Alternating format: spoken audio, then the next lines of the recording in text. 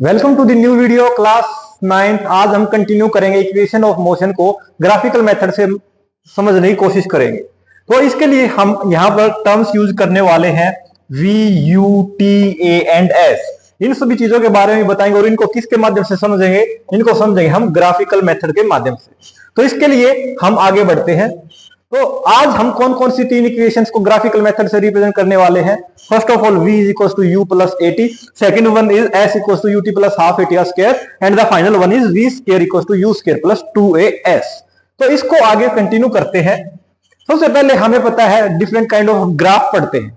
तो जो velocity time graph है वो किसको रिप्रेजेंट करता है, वो रिप्रेजेंट करता है एक्सेलरेशन को। और एक्सेलरेशन किसके द्वारा रिप्रेजेंट की जाती है, इस स्लोप के द्वारा क्या रिप्रेजेंट की जाती है, एक्सेलरेशन रिप्रेजेंट की जाती है। तो ये बात हमें क्लियर होगी कि ग्राफ के अंदर जब अगर वेलोसिटी और टाइम का ग्राफ हमारे पास अवेलेबल है तो उसका जो स्लोप है, स्लोप हमें क्या देने का काम करता है, एक्सेलरेशन देने का काम करता है। तो यही बात है, velocity time graph represents the acceleration of the moving object and is represented by the slope of the graph. ये बात हमें क्लियर होगी। अब आगे हम देखते हैं कि इसमें कौन कौन से इंपॉर्टेंट फॉर्मूलाज हम यूज करने वाले हैं। सबसे पहली बात तो जो एक्सेलरेशन का फॉर्मूला है a equals to v minus u divided by t, इस फॉर्मूले का भी आज हम इस्तेमाल करेंगे। Area of triangle half into base into height, we are well known about this thing. Next one is area of trapezium. हमें पता है ट्रेपेजियम के अंदर दो पैरेलल साइड्स होती है लेकिन वो अनइक्वल होती है, तो लेकिन उनके जो बीच का जो डिस्टेंस है उसको हम यहाँ पर डिनोट करते हैं हाइट के साथ। तो ऐसे ही एरिया ऑफ ट्रेपेजियम को क्या बोला जा सकता है, half into sum of parallel sides into में हाइट। अगर बात कर ले एरिया ऑफ रेक्टेंगल की तो क्या होता है, लेंथ इंटू ब्रेड्थ होता है, लेंथ इंटू ब्रेड्थ। ठीक है, अब आगे बढ़ते हैं। तो देखिए आज का जो हम ग्राफ यूज करने वाले हैं वो क्या है, ये है। इसमें हम देख पा रहे हैं O, ये क्या है, ओरिजिन मतलब 0 पॉइंट है। यहां हमने x एक्सिस के अलोंग क्या लिया है, टाइम लिया है, और y एक्सिस के अलोंग हमने वेलोसिटी को कंसीडर किया है। हमें ये बात पता है जो u होती है इनिशियल वेलोसिटी और v होती है फाइनल वेलोसिटी। ये बात हमें पता है, ये दोनों क्या है, वेलोसिटी। एक्सेलरेशन को हम डिनोट करते हैं a से। अगर बात करें टाइम को हम डिनोट करेंगे t से। ये बातें यहां पर क्लियर है। अब अगर हम बात कर लेते हैं इसके अंदर जो OA है, क्योंकि हमें ये पता है O जो y एक्सिस के अलोंग क्या है, वेलोसिटी। तो जो OA है, देखो जो एक्चुअल में जो एक्सेलरेटेड मोशन है किसी ऑब्जेक्ट का वो कहां स्टार्ट हुआ है, A पॉइंट से स्टार्ट हुआ है और कहां तक जा रहा है, B पॉइंट तक। तो अगर वेलोसिटी के अलोंग अगर हम देखते हैं एक्सिस के अलोंग तो क्या है, जो OA है, OA यहां पर किसको डिनोट कर रहा है, ये डिनोट कर रहा है इनिशियल वेलोसिटी को। अगर बात कर लेते हैं आप DB के बारे में, DB यहां पर क्या दे रहा है, फाइनल वेलोसिटी दे रहा है। लेकिन यहां पर यह भी बताया जा सकता है ये जो पूरी है ये अगर क्या है, फाइनल वेलोसिटी V है, तो हम और ये वैल्यू हमें पता है ये कितनी है। देखिए ये और ये दोनों क्या है, सेम, तो इसका मतलब ये कितनी है, U है। फिर हमें यहां से ये भी बात क्लियर है कि जो OD है और जो AC है ये दोनों भी क्या है, मैग्नीट्यूड में सेम है। तो अगर ये हमारा टाइम t है तो ये भी क्या होगा, टाइम t होगा। और अभी हमने बताया था जो कि ये वेलोसिटी टाइम ग्राफ है, तो जो ये स्लोप है AB ये हमें किसका काम कर रहा है, एक्सेलरेशन प्रोवाइड करने का काम कर रहा है। यहां से हमारे पास ये चीजें क्लियर हो गई कि यहां पर देखिए आप, जो ये है हमारा एक तरह से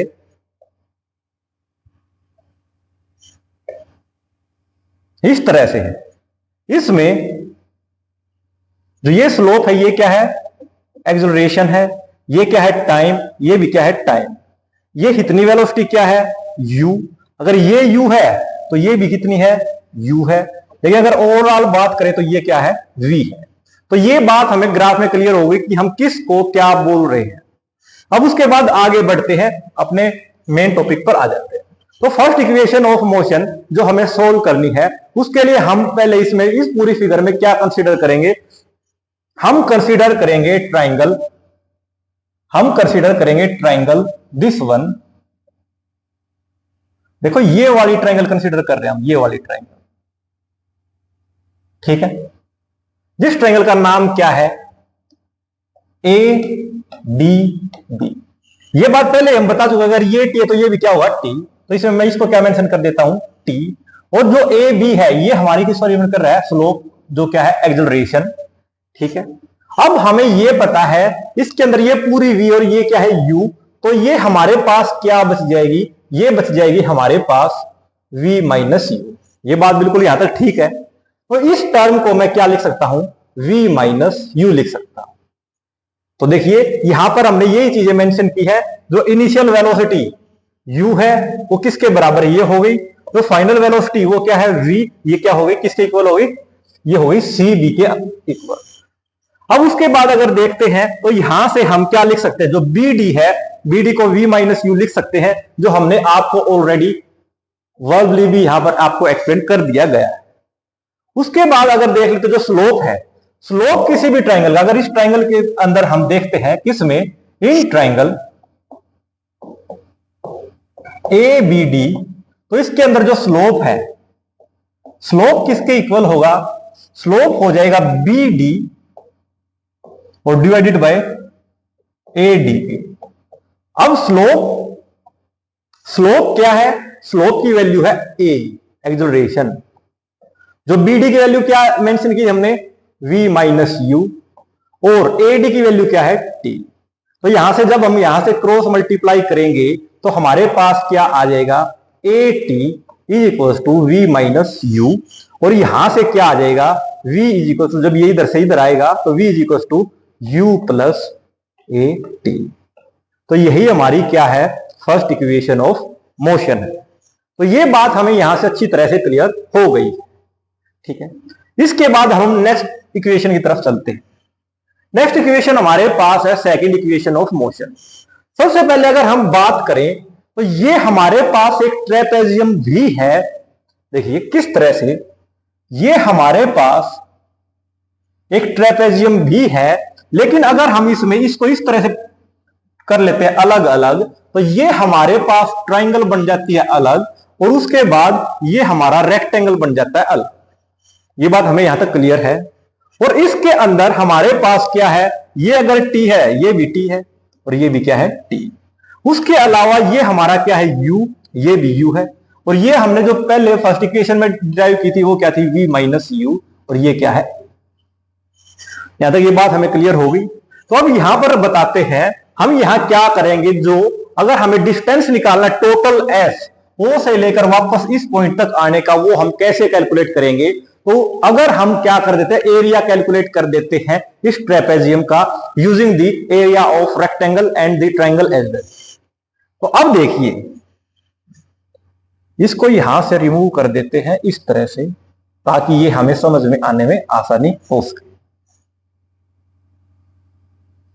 अब देखिए ये बातें तो हमें क्लियर होगी, यू क्या है, टी क्या है, ये हम स्टार्टिंग से बताते आ रहे हैं। अब हमें एरिया ऑफ ट्राइंगल पता है क्या होता है। एरिया ऑफ ट्राइंगल कितना होता है हमारे पास, half into base into height. तो अगर इसकी बात करते हैं एरिया किसका, इस ट्राइंगल का, क्या हो जाएगा हाफ, बेस क्या है यहां पर टी, और अगर बात करते हैं किसकी, हाइट की, तो ये क्या है हमारी v माइनस यू, ठीक है। अगर इसके एरिया की बात कर लेते हैं, इसका एरिया हमारे पास क्या है, length multiply breadth, means two से लेंथ इसकी क्या है u और ब्रेड्थ क्या है t। ये बात यहां तक हमें क्लियर हो गई, ठीक है। तो देखिए यही बात यहां पर लिखी गई है, u इंटू टी क्या हो गया, एरिया हो गया किसका, रेक्टेंगल का, और हाफ इंटू ये वाली वैल्यू ये किसकी होगी, एरिया की हो गया ट्राइंगल का। अगर इसके बाद चलते हैं तो देखिए t इंटू यू हो गया प्लस हाफ, और ये चीजें सेम हो गई। फिर उसके बाद हम क्या कर सकते हैं, इसको यहां से हमने रिप्लेस कर दिया, इधर लिख दिया, और इसको इधर से इधर लिख दिया, it doesn't matter, value is same. अब फर्स्ट इक्वेशन ऑफ मोशन जो हमारी v is equal to u plus a t होती है, वहां से हम v माइनस यू की वैल्यू को ए टी यूज कर सकते हैं। जब इस वैल्यू को हम कहां यूज करेंगे, यहां यूज करेंगे, किसकी जगह, इसकी जगह। तो हमारे पास यहां से क्या आ जाएगा, इस वैल्यू की जगह हम जब यहां पर ए टी पुट करेंगे तो हमारे पास क्या आ जाएगी, s equal to u t plus half a t का स्क्वायर आ जाएगा, जो क्या है हमारी सेकंड इक्वेशन ऑफ मोशन। चलिए अब नेक्स्ट इक्वेशन को समझते हैं। नेक्स्ट इक्वेशन हमें रिजोल्व क्या करना है, 2as equal to v square minus u square. इसमें हम यूज करेंगे एरिया ऑफ ट्रेपेजियम। तो देखिए अब जो अगर बात कर लेते हैं इसके डायग्राम की, सॉरी,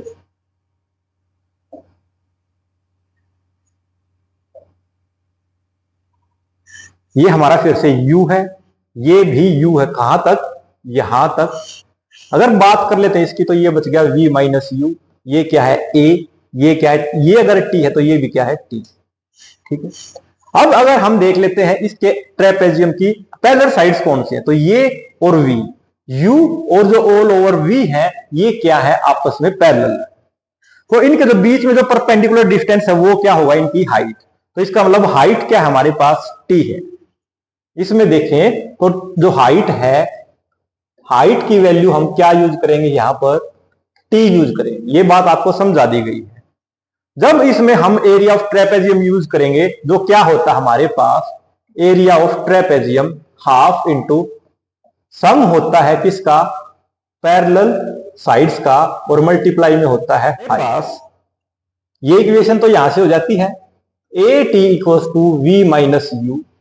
जब इसको यहां से कैलकुलेट करो, टी की वैल्यू क्या आ गई, v minus u divided by a आ गई। इसमें तो कोई भी इश्यू है ही नहीं।